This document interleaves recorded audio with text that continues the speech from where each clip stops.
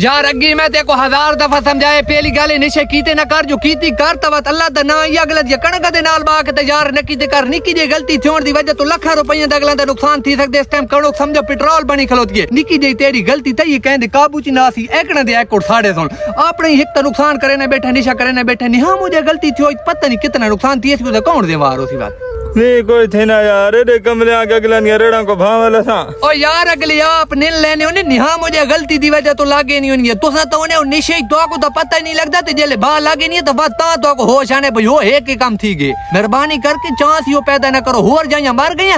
होर जा दीवान के पी होर जा तेरे पास पहली गल काम गंदे करना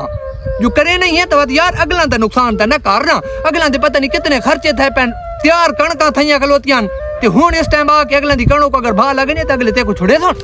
और जेड़ा मेरे को हाथ लेसी मैं उसको खड़का देता ओ मामा तू तो बैठे ना निशे तू खड़का सकते बल्कि अगले खड़काउण तू पहले खड़का सटे इस कणक को भा लगी परो मेरी पट्टी खलोती है कणक दी सारियां विच सड़ सुन जो मेरी कणक दा एक तीला सड़ा मैं ओ हाल करसा जेड़ा मुसलियां गोनल कीता उठोड़ी तू